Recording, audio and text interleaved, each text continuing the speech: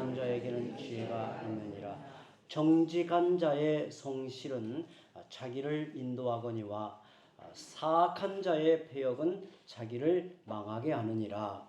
재물은 진노하시는 날에 무익하나 공의는 죽음에서 건지느니라. 완전한 자의 공의는 자기의 길을 곧게 하려니와 악한 자는 자기의 악으로 말미암아 넘어지리라. 정직한 자의 공의는 자기를 건지려니와 사악한 자는 자기의 악에 잡히리라. 악인은 죽을 때에 그 소망이 끊어지나니 불의의 소망이 없어지느니라. 의인은 환난에서 구원을 얻으나 악인은 자기의 길로 가느니라. 악인은 입으로 그의 이웃을 망하게 하여도 의인은 그의 지식으로 말미암아 구원을 얻느니라. 의인이 형통하면 성읍이 즐거워하고 악인이 패망하면 기뻐 외치느니라. 성읍은 정직한 자의 축복으로 인하여 진흥하고 악한 자의 입으로 말미암아 무너지느니라. 지혜 없는 자는 그의 이웃을 멸시하나 유철한 자는 잠잠하느니라. 두루 다니며 한담하는 자는 남의 비밀을 누설하나 마음이 신실한 자는 그런 것을 숨기느니라. 지략이 없으면 백성이 나아가고 지략이 많으면 평안을 누리느니라. 함께 읽습니다. 타인을 위하여 보증이 되는 자는 손해를 당하여도 보증이 되기를 싫어하는 자는 평안하니라. 아멘. 아멘. 어느 집에 종들이 있었는데 주인이 먼 길을 떠나면서 종들을 부르고 자기의 소유를 맡기면서 장사하여 이윤을 남기라고 했습니다. 주인이 한 종을 부르시고 한 달란트를 맡기고 또 한 종에게는 2달란트, 또 한 종에게는 5달란트를 맡겼습니다. 달란트는 고대의 화폐 단위인데 한 달란트는 6천 데나리온에 해당한다고 합니다. 당시에 한 데나리온은 일반 서민의 하루 품삯인데 6천 데나리온이니까 6천일의 노임에 해당하는 액수입니다. 이것은 거의 20년 동안이나 하나도 안 쓰고 모아야 하는 엄청난 금액입니다. 우리는 한 달란트 하니까 시시하게 하나만 주었나 하는데 이 한 달란트는 적은 금액이 아닙니다. 고대에는 수명이 짧았으니까 쉽게 말하면 한 달란트는 한 사람이 일생 동안 버는 돈에 해당한다고 생각하면 됩니다. 한 달란트는 결코 작은 금액이 아닙니다. 성경에 1만 달란트가 나오죠. 그 1만 달란트는 어떤 돈이냐면 당시에 모든 돈을 다 합한다고 보시면 돼요. 어느 분이 그렇게 계산했더라고요. 하루 품삯을 요즘 뭐 10만 원으로 계산하면 6조에 해당한다고 그래요. 어마어마하죠. 어마어마한 돈. 60조. 6조인가요? 갑자기 그 어마어마한 돈. 그 당시에는 최고의 수치를 1만 달란트 그렇게 말하는 거예요. 여기 한 달란트는 적은 금액이 아닙니다. 주인이 종들에게 이것을 맡긴 의도가 무엇이었을까요? 받은 것을 가지고 성실히 일하라는 것입니다. 그들에게 일할 수 있는 기회, 그리고 시간, 그리고 미천을 제공해 주었습니다. 하지만 얼마를 남기라는 말은 하지 않았어요. 이 돈을 가지고 얼마를 남겨라 이런 말은 하지 않았습니다. 주인에게 돈이 없는 것도 아니고 또 종들이 번 돈으로 사는 사람이 아니었기 때문입니다. 주인이 원한 것은 주인이 곁에 있든 없든 항상 최선을 다하는 종들의 충성을 요구한 거예요. 더 나아가 그 충성됨을 보고 더 많은 상을 주어 맡기려는 것이 주인의 의도였던 거예요. 5달란트 받은 종과 2달란트 받은 종은 열심히 일하여 하나는 5달란트를 남기고 또 한 사람은 2달란트를 남겼습니다. 주인의 칭찬을 받은 종들은 주인의 즐거움에 참여하게 될 것이라고 말하죠. 그때 1달란트 받은 종은 그것을 땅속에 묻어 두었다가 가져와서 이렇게 말했습니다. 여기에 당신이 내게 준 원금이 있으니 받으소서. 그러자 주인은 그 종을 크게 꾸짖었습니다. 악하고 게으른 종아, 너는 나를 오해하였구나. 내가 너에게 장사하여 이윤을 남기라고 한 것은 내게 돈이 필요해서가 아니라 너가 어떤 사람인지, 내가 얼마든지 너를 믿고 더 큰 것을 맡길 수 있는 종인지를 시험하려 한 것이다. 나의 선한 뜻을 저버렸으니 나의 종이 될 자격이 없다. 이 무익한 종을 내쫓으라. 이 이야기는 마태복음 25장에 나오는 달란트 비유의 이야기를 제가 그대로 설명한 내용입니다. 성도 여러분, 우리의 인생은, 이 땅에 살아가는 우리의 인생은 마치 달란트를 받은 종들과 같습니다.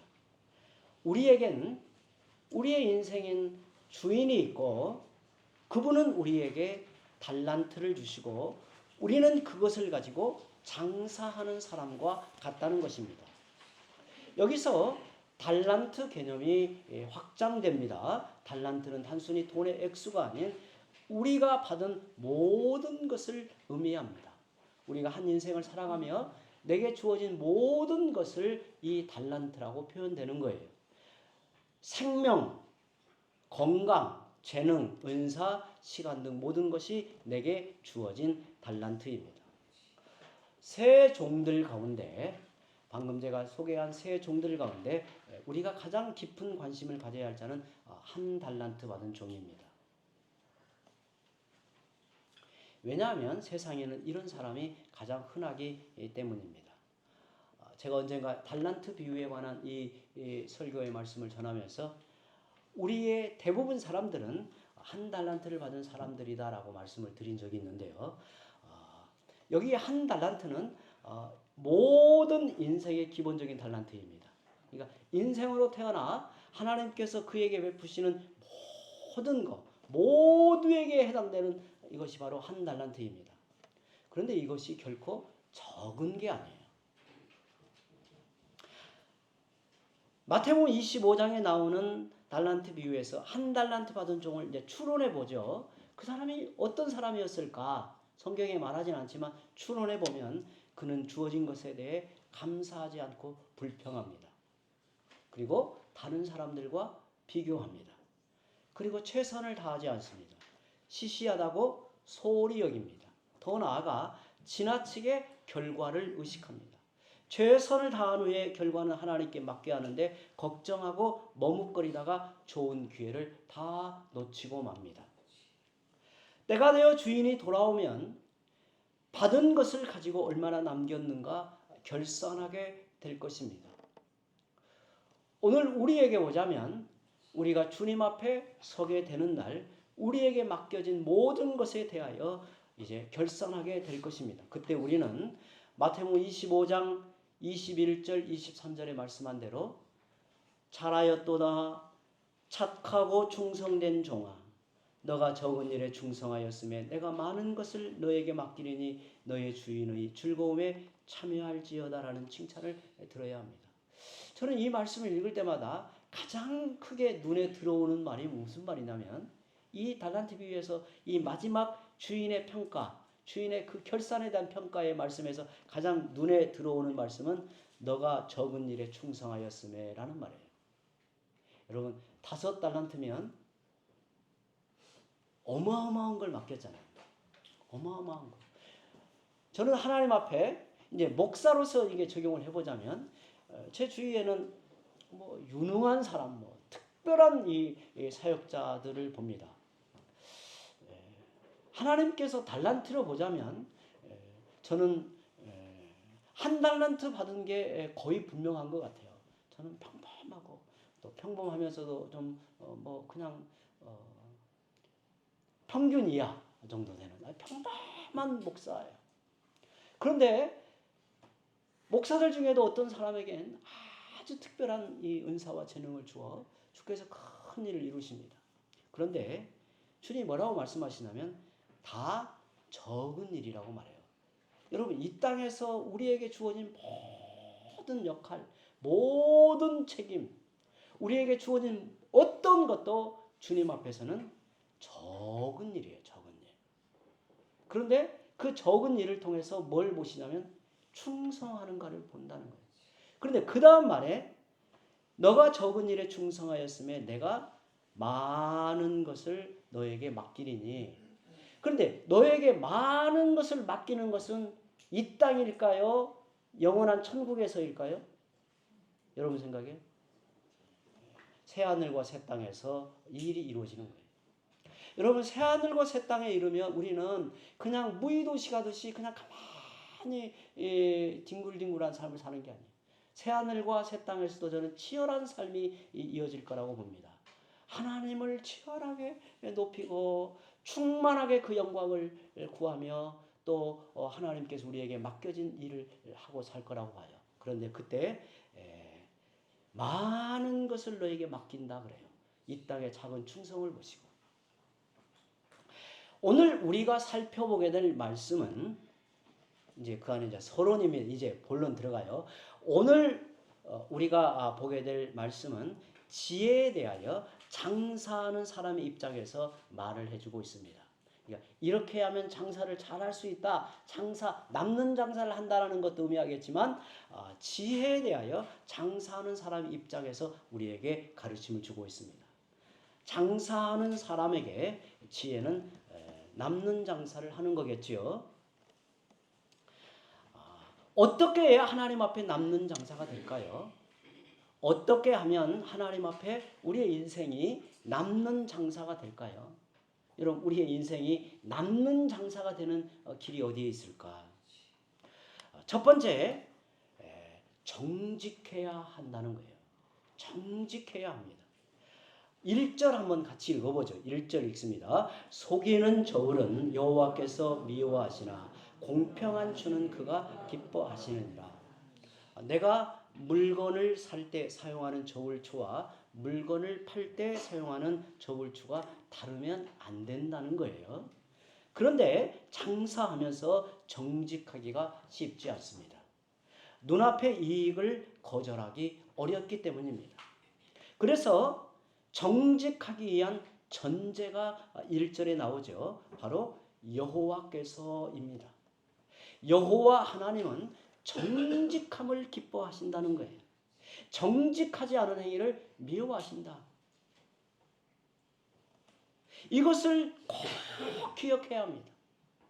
장사는 내가 하지만, 인생은 우리가 살아가지만 하나님이 복을 주신다는 사실을 우리는 믿어야 합니다. 왜냐하면 하나님은 만복의 근원이시기 때문입니다. 돈을 많이 버는 것은 좋습니다. 그러나 속이는 저울로 돈을 버는 것은 참으로 어리석은 짓이에요. 속이는 것은 지속 가능하지 않아요. 정직하게 살아가는 것, 정직하게 행하는 것이 사실 하나님 앞에 우리의 인생을 남게 하는 장사예요. 공평한 줄을 사용하여 장사할 때 진정한 인생의 장사꾼이 될 수 있습니다. 정직하게 장사하는 것이 사실은 최선의 지혜. 사랑하는 성도 여러분, 너무나 당연한 말씀 같지만 우리가 성도로서 하나님 앞에 살아갈 때 정직한 삶이 얼마나 중요한 가치가 있는가를 기억하시기 바랍니다. 우리는 정직하게 사는 것이 얼마나 내 인생을 복되게 잘 살아가는 것이 원칙인가를 꼭 기억하라는 말이에요. 둘째, 하나님 앞에 남는 인생의 장사는 겸손해야 합니다. 겸손해야 합니다. 2절 우리 함께 읽어보죠. 교만이 오면 욕도 따라오거니와 겸손한 자에게는 지혜가 있느니라. 교만이 오면 욕이 따라온다 그래요. 교만하면 욕을 먹습니다. 그러나 겸손하면 지혜가 있다는 거예요. 겸손하면 일단 장사할 때 손님들의 이야기를 잘 귀담아 들으려고 해요. 그런데 여러분, 좋은 아이디어는 어디에서 나올까요? 우리가 장사할 때 어떤 일이든지, 여기 이제 장사를 대표적으로 들고 있지만 내게 주어진 어떤 일이든지 좋은 아이디어는 어디에서 올까요? 그 소비자의 불만에서 좋은 아이디어는 항상 눈을 뜨게 된단 말이에요. 고객의 소리를 잘 듣고 그 문제를 해결하기에 관심을 기울이면 더 좋은 제품이 나올 수밖에 없습니다. 장사의 지혜를 깨닫는 것, 그것은 겸손함에서 오는 겁니다. 겸손하면 감사하게 됩니다. 자기에게 찾아오는 모든 분들이 감사할 뿐입니다.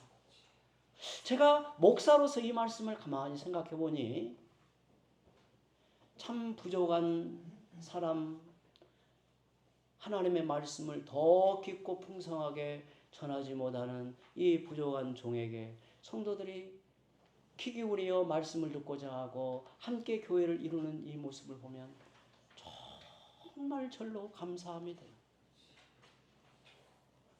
그런데 겸손하면 모든 것을 감사함으로 받아들여지게 돼요. 수많은 가게들 중에 자신의 가게를 찾아오는 손님이 고맙게 여겨진단 말이에요. 이것이 바로 겸손입니다. 겸손하면 또한 친절하게 돼요. 손님이 무언가를 부탁할 때 겸손하면 일단 네 알겠습니다 하고 대답한 뒤에 가능하면 그 요청을 들어주고 불가능하다면 그 이유를 잘 설명해 주는 겁니다. 대부분 손님은 터무니없는 부탁을 하지 않습니다. 불친절이 왜 생길까요? 교만해서 그렇습니다. 또한 겸손하면 자기 한계를 압니다. 내가 열심히 일을 해도 복은 하나님이 베푸시는 것을 인정하는 게 겸손이에요. 반면에 교만한 사람은 내 힘으로 돈도 벌고 성공했다는 생각을 합니다. 그래서 감사할 수 없고 친절하지 않아요.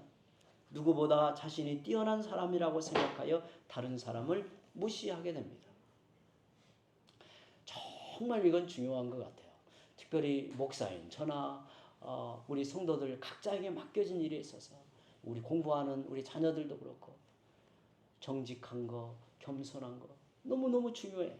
세 번째, 하나님 앞에 남는 인생의 장사는 성실해야 한다고 말해요. 성실해야 된다. 3절 우리 함께 또 읽어봅니다. 정직한 자의 성실은 자기를 인도하거니와 사악한 자의 패역은 자기를 망하게 하느니라. 어떤 일을 하든 성실하고 누구를 대하든 섬기는 자세로 대하고 봉사하는 마음을 잃지 않는 게 중요합니다. 이러면 어떤 사람도 내게 주어진 일에서 성공합니다. 어떤 일이든 내게 주어진 일에서 성공하는 비결은 바로 여기에 있어요. 시편 37편에 1절에 3절에 이렇게 말합니다. 악을 행하는 자들 때문에 불평하지 말며 땅에 머무는 동안 그의 성실을 먹을거리로 삼을지어다라고 말합니다. 이 땅을 사는 동안에 하나님의 성실하심, 하나님의 성실을 나의 먹을거리로 삼을지어다 이렇게 말해요.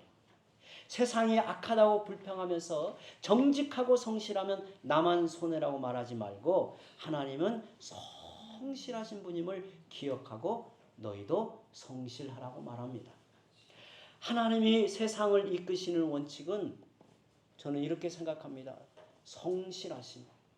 정말 하나님을 보면 성실하심이 정말 절로 마음에 와닿습니다. 해가 뜨고 꽃이 피고 지고 사계절의 질서가 한결같고 성실하게 운행이 됩니다. 저는 이렇게 이른 봄이 되면 겨울이 막 이제 겨울에 찬기가 있어도 놀라울 때가 뭐냐면 매화의 그 봉우리가 꽃을 피우는 걸 준비하는 걸 보면 정말 이렇게 마음이 감동이 되고 어떤 때는 눈물이 날 때가 있어요. 정말 하나님은 성실하시다. 우리는 찬바람이 불고 찬기가 있으면 이게 꽃이 못 필 것 같은데 그때도 꽃을 피우기 위해서 꽃 봉우리를 맺어요. 하나님의 성실하심이 먹을거리로 하나님의 성실을 먹을거리로 삼으라는 것은 성실하지 않으면 살 수 없다 라는 사실을 인정하라는 거예요. 인생 대박, 인생 로또를 바라고 살면 안 됩니다. 우리 성도들은 언젠가 인생 대박이 난다, 인생 로또를 꿈꾸며 살면 안 돼요. 하나님이 기뻐하시는 삶은 성실하게 살아가는 자세예요. 하나님은 꾸준히 노력하고 땀 흘려 일하는 사람을 축복하십니다. 성도 여러분, 하나님에게서 우리가 배워야 할 지혜로운 장사, 남는 장사는 또한 무엇보다 공의롭게 행하는 것입니다. 오늘 4절 말씀을 또 함께 읽어보죠. 4절, 재물은 진노하시는 날에 무익하나 공의는 죽음에서 건지느니라. 하나님의 인생 평가는 결과물에 있지 않습니다. 다시 말하면 돈을 많이 버는 것이 인생의 목적이 아니에요. 주인이 종들에게 왜 장사를 하라고 맡겼을까요? 주인이 종들에게 왜 장사하라고 맡겼을까요? 저는 이 말씀이 그렇게 읽어지더라고요. 그들이 상을 받을 이유를 만들려는 거예요. 그들에게 더 크고 영원한 상급을 주시려는 것입니다. 그러므로 최고로 남는 장사는 주인이 오셨을 때 상을 받는 것입니다. 주인의 영원한 즐거움에 참여하는 것입니다. 우리는 어떤 마음으로, 어떤 자세로 장사를 해야 할까요? 바로 정직과 겸손과 그리고 성실입니다. 그렇다면 우리가 하나님 앞에 설 때의 심판의 근거가 무엇일까요? 오늘 4절에 보니까 공의는 죽음에서 건지느니라고 말합니다. 공의는 판단의 근거가 된다는 겁니다. 하나님의 판단의 근거는 결과물이 아니에요. 여러분, 다시 말씀드리면 하나님이 우리 인생을 평가하고 결산하실 때는 우리가 어떤 업적을 남겼느냐, 얼마나 많은 열매를, 결과물을 냈느냐, 이게 아니란 말이에요. 이것이 하나님의 판단 기준이 아니고 공의가 판단의 근거라는 것을 말하고 있습니다. 그러면 공의란 무엇입니까? 성경에서 의 개념은 매우 중요한 말이에요. 의에 대해 바로 이해하지 못하면 올바른 신앙생활을 하기가 어렵습니다. 여러분, 의는 어디에서 비롯됩니까? 의는 어디에서 비롯되는가요? 하나님이십니다. 그런데 성경에 보면 의에는 두 종류가 있음을 말해요. 비슷한 개념인 것 같아도 두 종류의 의를 말합니다. 하나는 공의이고 또 하나는 정의입니다.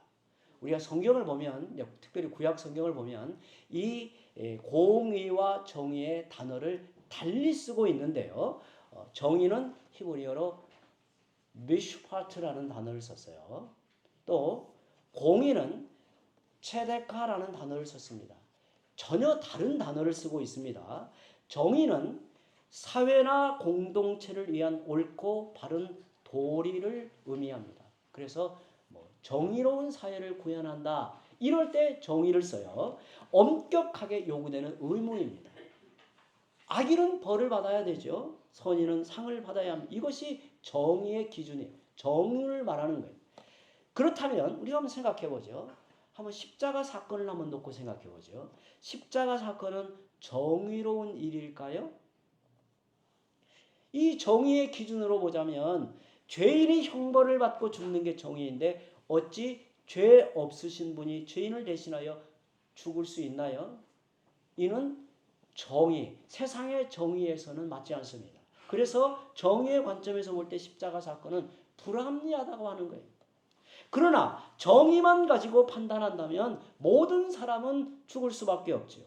그래서 인간의 정의는 인간이 요구하고 인간이 말하는 정의는 완전할 수가 없어요. 인간의 의라고 하는 것은 하나님 앞에서 완전할 수가 없죠.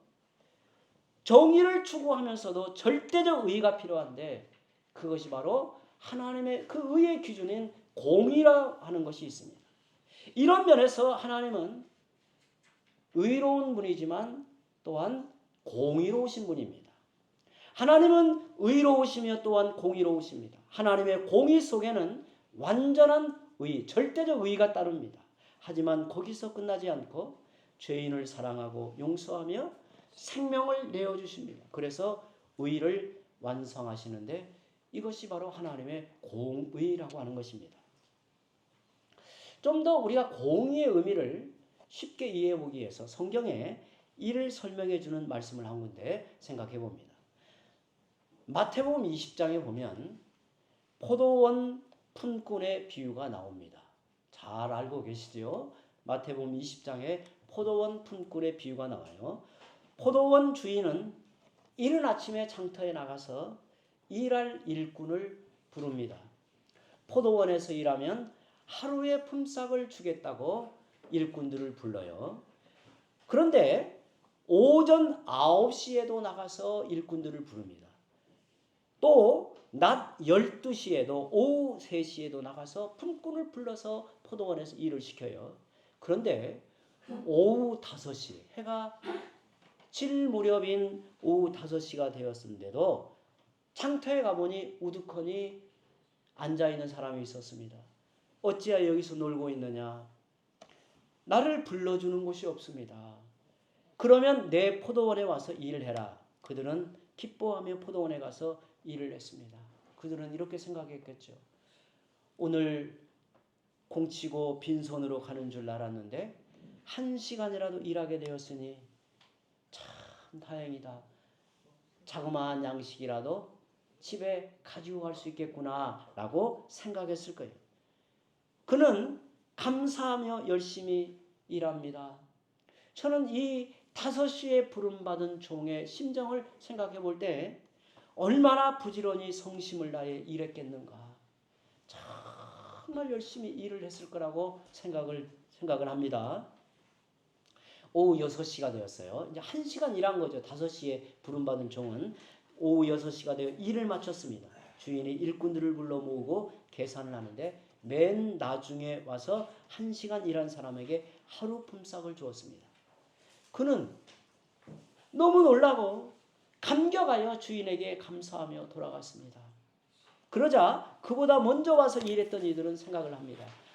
우리에게는 좀 더 주겠지. 하지만 주인은 똑같이 하루 품삯을 지불했습니다. 왜 우리에게 똑같이 줍니까? 우리는 그보다 훨씬 더 수고하였는데 나머지 품꾼들이 이렇게 불평하자 주인이 그들에게 말합니다. 내가 잘못한 것이 없다. 약속한 대로 준 것이다. 그들이 불쌍하여 내 것을 더 준 것은 나의 선함 때문이지 너희에게 불공평한 것이 아니다. 이 세상은 정의를 요구합니다. 그래야 서로에게 피해를 주지 않고 질서가 유지되어 살아갈 수 있습니다. 그러나 우리는 정의만 가지고 살아갈 수 없는 인생이에요.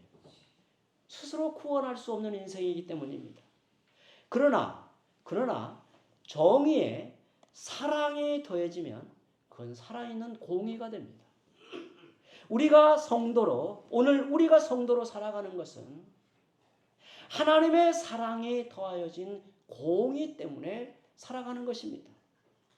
우리가 의롭다 여김을 받은 것은 그리스도 안에서 하나님의 공의가 우리에게 충족되었기 때문입니다. 우리가 받은 사랑이 공의이고 또한 우리에게 요구되는 것이 공의입니다. 그러므로 우리는 하나님을 닮아 공의로워야 합니다. 물론 기본적으로 정의로워야 합니다. 그날에 하나님은 이윤을 얼마 남겼느냐를 묻지 않으실 것입니다. 하나님이 우리 인생을 평가하시는 기준은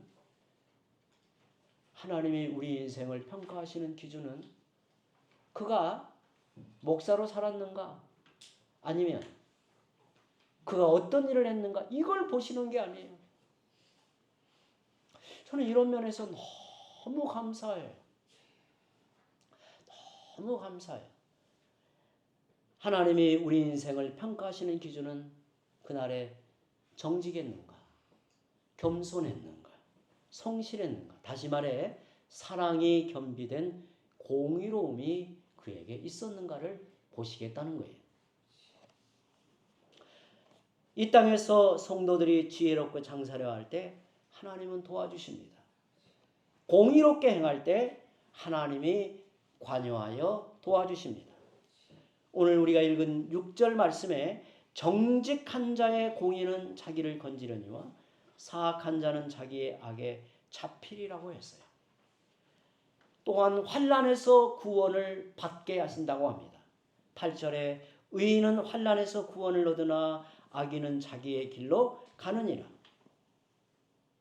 그래서 지혜로운 사람은 이 땅에서 축복의 통로가 됩니다. 다른 사람을 더불어 잘 살게 하고 복되게 합니다. 우리 9절과 10절 말씀 함께 읽어보죠. 9절과 10절. 악인은 입으로 그의 이웃을 망하게 하여도 의인은 그의 지식으로 말미암아 구원을 얻느니라. 의인이 형통하면 성읍이 즐거워하고 악인이 패망하면 기뻐 외치느니라.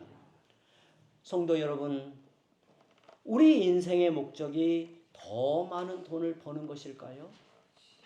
우리가 성도로서 장사를 잘 하는 것이 오직 돈을 버는 것에 있을까요? 아닙니다. 장사의 본질을 잘 알아야 합니다.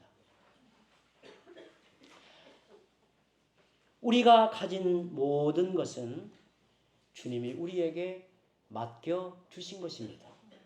따라서 우리는 주님을 바라보고 주님을 높이면서 주의 뜻을 따라 살아가야 합니다. 그래야 할 때 하나님이 보시기에 남는 장사의 인생을 살게 되는 것입니다. 함께